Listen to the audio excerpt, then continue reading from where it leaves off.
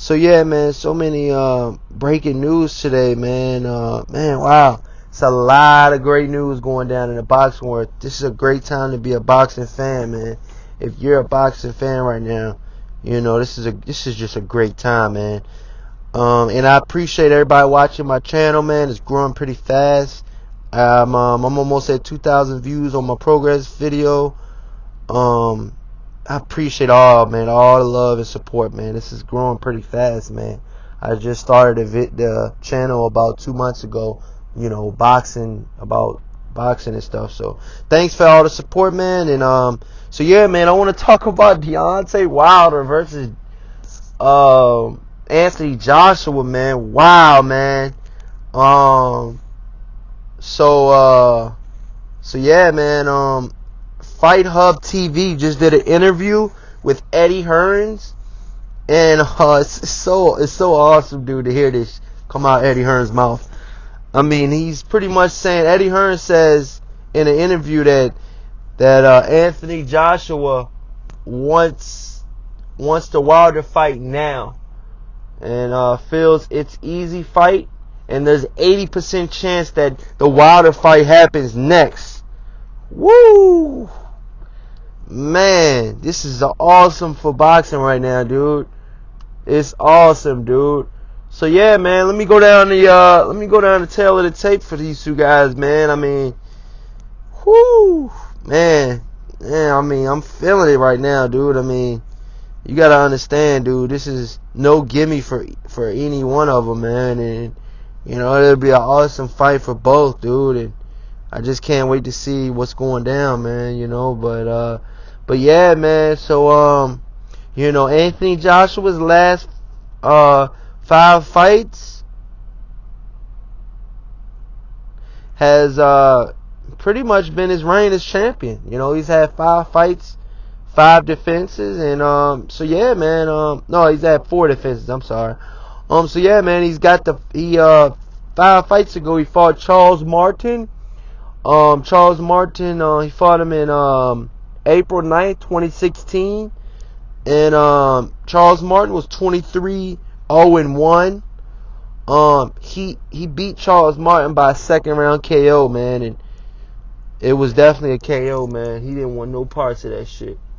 So yeah, after that, he fought Al Haymon fighter. All of these are Al Haymon fighters, pretty much, man, except Klitschko and Takam. Martin, Brazil, and Molina, I think, are Al Haymon fighters. If I'm not positive about Molina, but Martin, Brazil for sure, man. And so yeah, man, he fought Dominic Brazil. He was 17-0. All of these guys, both of them guys were undefeated when they fought him. And before he fought Charles Martin, he fought Dillian White, man. That was a great fight, man. Dillian White actually hurt him, as opposed to Martin and Brazil did not hurt him. So yeah, man, he beat Brazil by KO. They fought on June 25th, my brother's birthday. By the way, shout out to my brother Kevin and Kevin Lee. So yeah, man, you know, it's pretty much so yeah, man, June 25th, 2016, he knocked out Brazil in the 7th round. He fought Eric Molina on December 10th, 2016, knocked him out by 3rd round KO. Fought Vladimir Klitschko for the IBF, the vacant IBO, and the WBA super heavyweight title. So that's the WBA super. So yeah, man, 3 titles were on the line with the Klitschko fight, if you want to count the IBO. A lot of guys gave Chris Eubank Jr. Shit over the World Boxing Series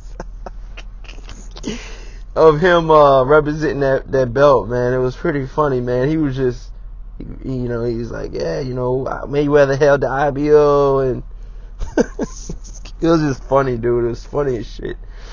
But yeah, man, so yeah, they fought for about 3 belts. They fought in 2017 and April 29th, 2017, and he man, that was a brutal fight, dude. I'm not sure because Anthony Joshua was still young if it took anything out of him, but it damn sure took a lot out of Klitschko, dude. And Klitschko wound up losing that fight, man, and had a rematch clause to fight him, man, and Klitschko just said, fuck it, dude, and retired, man. And I wanted to see that rematch so fucking bad, dude, man. Oh, my God. That would have just been an awesome rematch, dude. Awesome rematch. The first fight was awesome, man. And if Klitschko had any more power, man, he could have finished Joshua off, man. He could have finished the dude off, man. I think it was the 7th round, the 6th or the 7th round.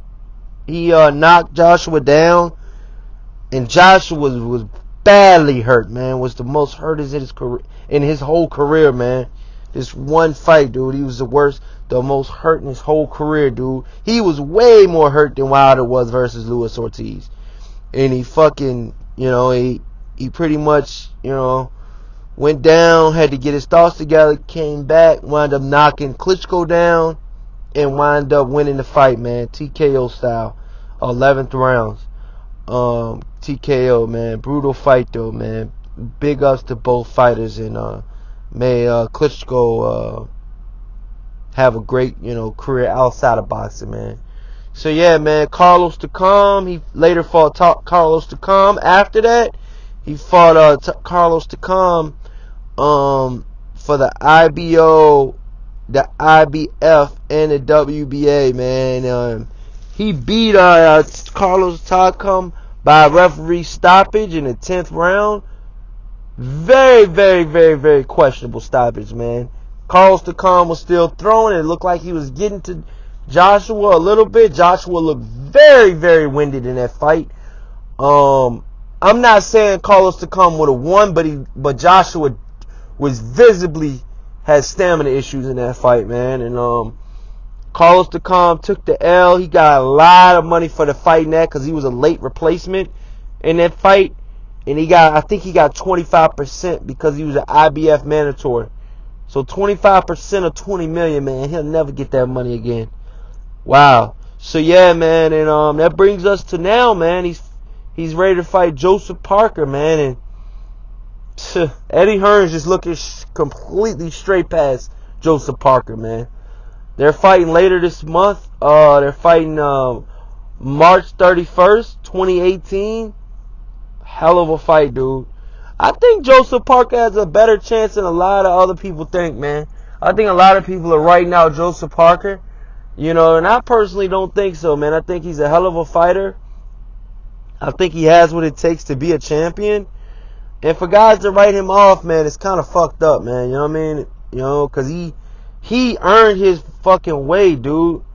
Joseph Parker earned his way to get to fight for this, man. You know what I mean? Look at his last 4 fights, man. I mean, he fought Alexander Dimitrenko. That guy was 38-2 at the time. They fought in 2016, October 1st, 2016. It was a 3rd round KO. Then right after that, he fought Andy Ruiz, 12 round mid decision. He fought him in December 10th, 2016. Andy Ruiz was 29-0-0.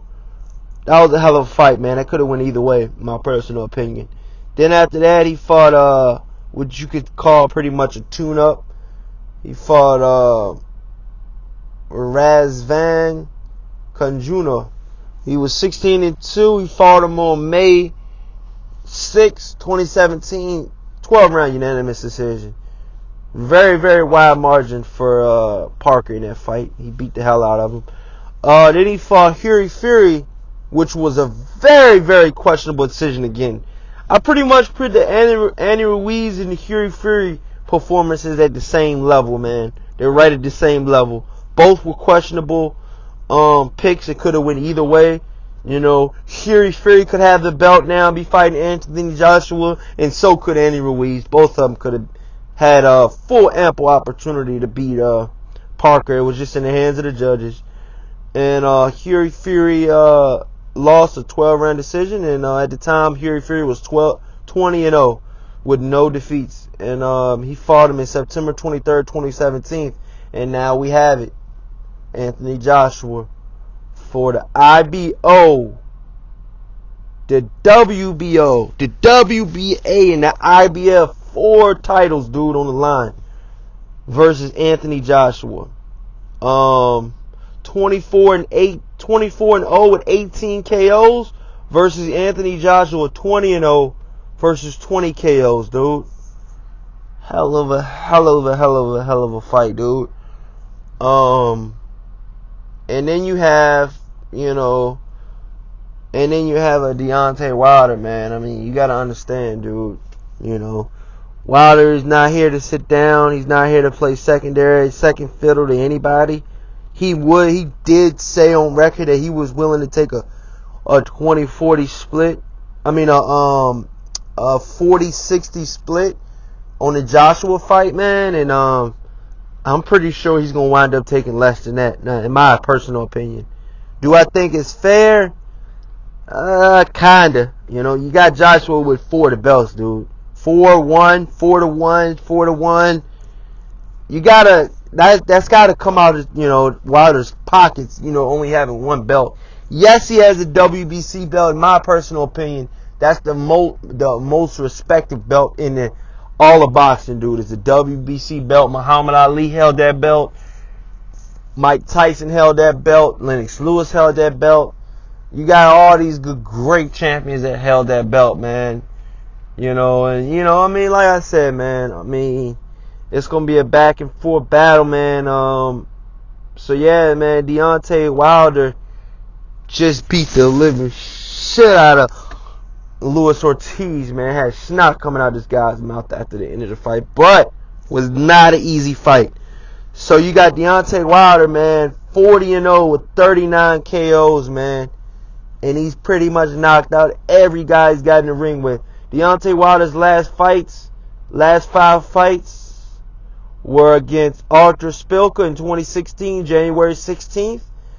Spilka was 20-1 and he beat him by 9th round KO. Brutal KO. Knockout of 2016. Knockout of the year, dude. Had this guy at the moon somewhere, dude. And then he came back. So yeah, man, then he fought Chris Arreola in 2016, July 16th, 2016. He fought him. He beat Chris Arreola by 8-round referee stoppage. Arreola was 36-4-1. Arreola at the time was past his prime. Much respect to Chris Arreola. Definitely a rough and rugged Mexican heavyweight, which are rare. Jared Washington, he fought Jared Washington in 2017. He fought him in February 25th, 2017. 5th round TKO. He beat the shit out of Jared Washington. But Jared Washington was winning on the scorecards before the knockout. And a lot of people said that. My personal opinion, I think he was up on the scorecards because he was boxing his ears off. But all it takes is 1 punch in the heavyweight division. That's why it's far superior than any other division, dude. Big ups to the heavyweight division. So yeah, man, he fought Bermane Stiverne. For sure, without a doubt, the 2017 knockout of the year. God. That guy had that guy sleeping, dude. You ever want to watch a guy sleeping in the first round of a heavyweight fight? Watch the Bermane Stiverne versus Wilder 2. Leading up to that fight, Bermane Stiverne said a lot of shit, dude. Talked a lot of shit, dude. He got viciously KO'd in the first round, dude. And he would never forget that knockout. Nor will I see him back. He might not come back after that, dude. I would love to see Bermane Stiverne again, but hey, man, that was a brutal KO, man. And he hasn't been back since, nor does he have a fight scheduled. So then he fought Luis Ortiz a couple weeks ago. He fought him March 3rd, 2018. Luis Ortiz was 28-0. And oh yeah, Bermain Severn was 25-2, but Luis Ortiz was 28-0, and at the time he was arguably the third best heavyweight. You know, Wilder, Joshua 1 or 2, whichever way you want to put it, and Luis Ortiz very close, but not having a belt, just very close though, being third on both champions. This is a back and forth battle. He had Deontay Wilder on Weary Street in the 7th round. He had to hold on for dear life. Coming into the 8th round, the referee, when they were both coming out to fight again after the bell rung, they were coming from their corners. Deontay Wilder went to the right corner to get looked at. A lot of people said that was a questionable move by Deontay Wilder's part and by the commission's part. But yeah, nonetheless, he wound up coming back. He took that whole round 8 off, came back in the 10th round, and brutally finished Luis Ortiz with a brutal uppercut from outer space.